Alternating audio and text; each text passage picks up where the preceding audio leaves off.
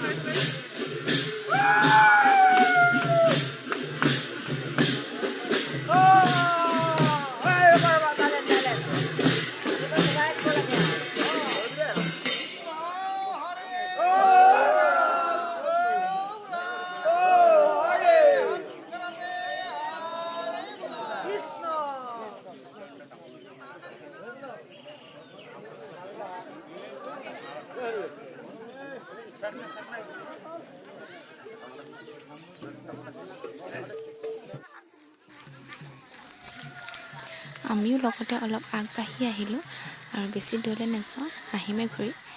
আৰু এই মুহূৰ্তত সাঁচি থৈ দিয়া ফটো পেহীৰ লগত আৰু এয়া পেহী আৰু ঘৰ ওচৰৰে বৌ আৰু এয়া হৈছে আমাৰ মৰমৰ আইতা।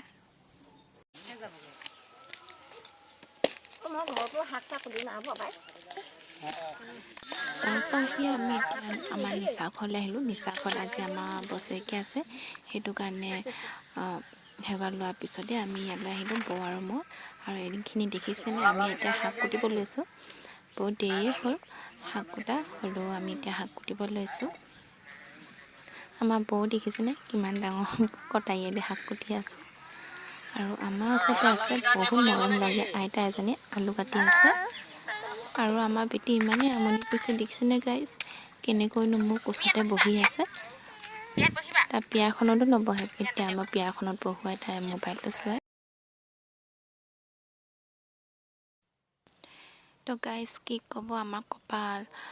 এতিয়া আমি বহি আছোঁ এনেকৈ সকামৰ ঘৰত, ভাত খাবলৈ জেগা নাপালোঁ, সেইটো কাৰণে আমাৰ বৌক দেখিছেনে কিমান দুখত বহি আছে। আৰু এয়া হৈছে পপী বা এইখন ঘৰৰে ছোৱালী হয়, বিয়া সোমালে কিন্তু। আৰু এয়া হৈছে দীপুদা আৰু বৌ আৰু পপী বাইদেউ মোবাইল চাই আছে। আৰু এই নয়নমণি থিয় হৈ আছে মোৰ ওচৰতে আৰু বেটীহেঁতি খেলি আছে। আৰু আমনিও লাগিছে, অলপ দেৰি হ'ল অহা, কিন্তু মানুহবিলাক ভাত খাই আছে। আৰু ভাত খাই আহিয়ে মই ঘৰত পালোঁহি আৰু এয়া মই ৰেডি হৈ গ'লোঁ।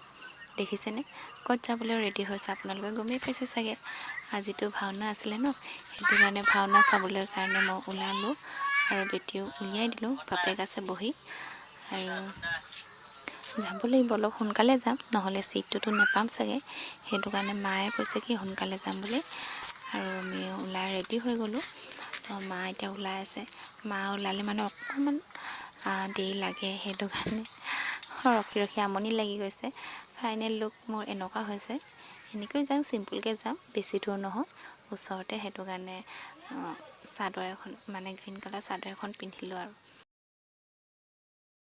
তো গাইজ ভাওনা চাবলৈ আমি আহি পালোঁহি, কিন্তু ভাওনা চাবলৈ নাপাম যেনে লাগিছে।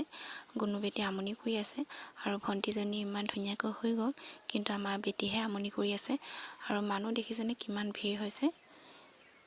এইটো ছাইডতো মানুহ বহিবলৈ জেগা নাই, বহুত ভিৰ হৈ আছে আৰু ভাওনা হ'ব আজি 11-12 বজাৰ পৰা ষ্টাৰ্ট হ'ব বুলি শুনিছোঁ সেইটো কাৰণে আৰু মানুহ আছে চাগে আহিবলগীয়া আৰু পিছতো বহুতেই ভিৰ হ'ব বেটিয়ে আমনি কৰি থাকিব এতিয়া ইমান আমনি মানুহ বেছি দেখিলে মানে আৰুৱে আমনি কৰিব সেইটো কাৰণে দেউতাকক ফোন কৰি মাতি দিলোঁ আৰু আজি ভিডিঅ'টো নবনাওঁ আৰু ইয়াতে